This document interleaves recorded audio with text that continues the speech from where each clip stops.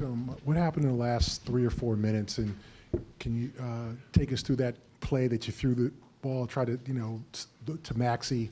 It seemed like it'd be a key play. Yeah, the last 3 or 4 minutes we couldn't get stops.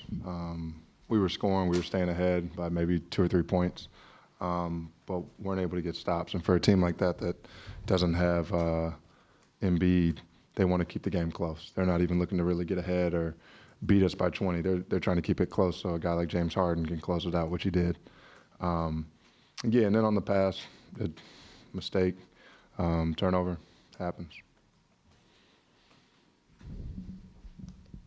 What is it about the zone defense that kind of throws you guys off? I think it just slows us down. We talked about it. We knew they were going to go into it a bit just because we're a team that can score with so many different guys.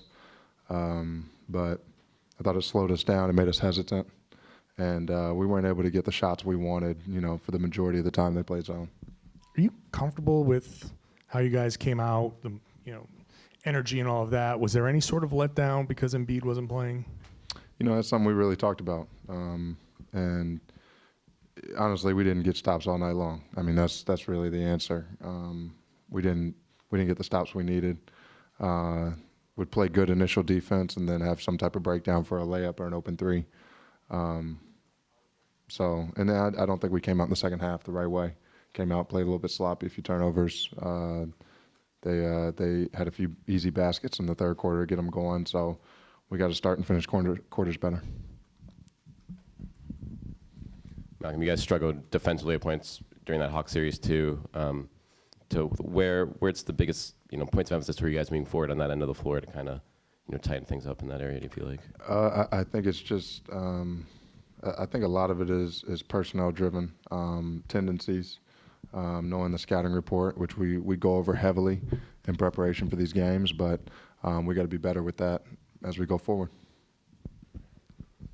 Speaking of personnel, how do you prepare for that James Harden, a guy that, we haven't seen all season, probably haven't seen for a few years?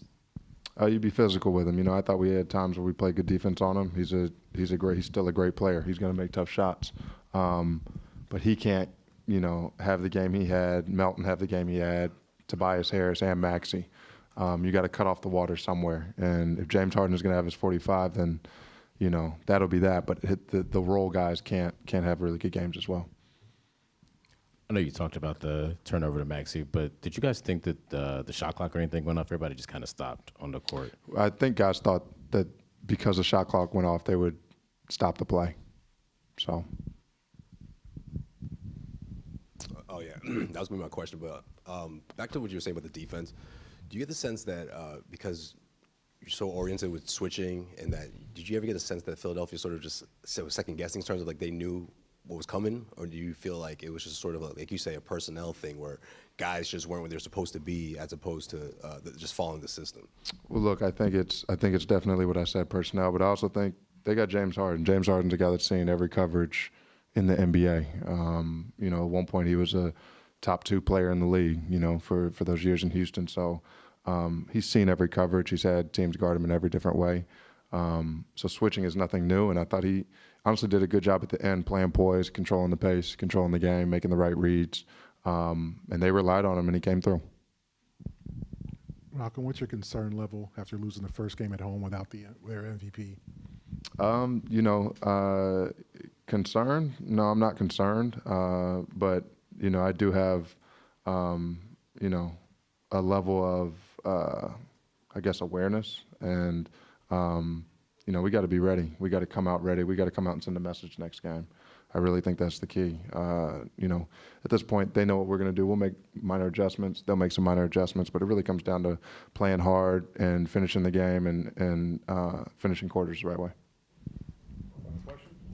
Malcolm, you can argue that the first half, when you guys were up 12, that it was Melton hitting those threes that really kept it close and gave them the opportunity to do what they did in the second half. How do you execute a game plan where doubling Harden seems to be the plan while still getting back and cutting off the guys you just mentioned, all the guys you just mentioned, cutting off that water? Well, you don't double. You got to pick your poison. This is a high-level team we're playing. They got a lot of good players just like we do. And you see they didn't double Tatum all night because the other guys on our team are making shots. And you got to pick your poison. With them, they wanted Tatum to score. They let him play one-on-one most of the night. For us, I thought we doubled Harden a little bit too much, and it cost us. It puts us in long closeouts. It puts us in scramble mode. And they got a lot of shooters on the floor. They surround him with shooters because he's a great passer. Up on the doubling, was that a coaching thing, or was that like reads that you guys are making on the floor? It's all the above. Some of them are reads, some of them Joe's calling. I think everybody. I think we're all at fault because that's something that the players do as well. It's no fingers at all. Malcolm, over here. You guys had like a pretty clear understanding of what to expect from them tonight, the way they were going to change the way they play.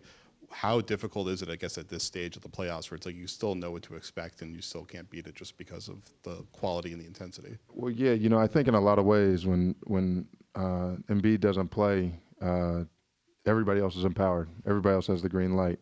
And guys are going to step up, and I thought that's what happened tonight. And I think we expected that, guys to step up, but we still struggle with it. We just got to be prepared. Whether or not Embiid comes back, we're going to understand that these guys are going to make shots. These guys are going to play with the green light. I think Doc has empowered all those guys, all the role players to step up, to shoot the ball when they're open, to be aggressive, and make plays. So we gotta understand that.